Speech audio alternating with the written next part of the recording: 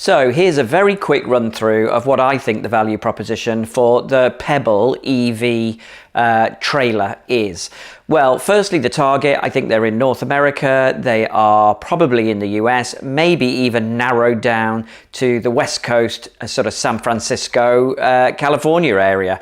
They've got to be early adopters, probably had an EV car before.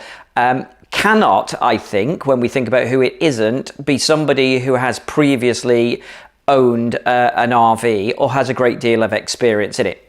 The insight is they've probably tried one, they've flirted with the idea of having an RV, but they're concerned that they aren't, up to the task of actually doing it because they're worried about hitching it to their car, or they are concerned about pitching it when they arrive. For example, hooking it up to electricity, getting the awning down, setting the air conditioning, all of these things which take practice. I'm not sure the insight is very much about sustainability. It may be in reality something that they think looks good. However, under the surface, they're actually concerned about still having connectivity and the children still being able to play Fortnite and them still being able to work while on this vacation. But it does allow them to kind of picture the scene where they could go anywhere, do anything. So alternatives, there are a couple of electric RV trailers available. I've listed those in the value proposition. Benefit is clearly something along the lines of now you can have the sort of great outdoors experience without the stress or concern of having to hitch and pitch this thing.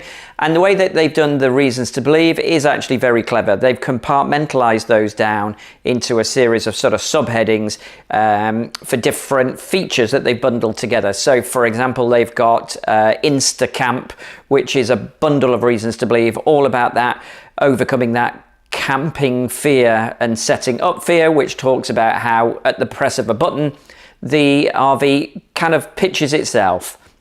How it sets the air conditioning, how it gets the electricity without needing to be connected to the grid, how it maneuvers itself, how it sets the awning, for example. And then it has another sort of subheading under the reasons to believe, which is called Magic Hitch, which is all about how the car can sort of navigate itself and hitch it to the back of your car without you needing to be concerned about doing that. So I think this is a really great example of how they have sort of bundled features and aspects of the reason to believe under some very clear sort of subheadings, which I've laid out in the reason to believe. And then the superiority would be along the same strategic lines as the rest of the value proposition, which is it's the best RV experience for beginners or something along those lines.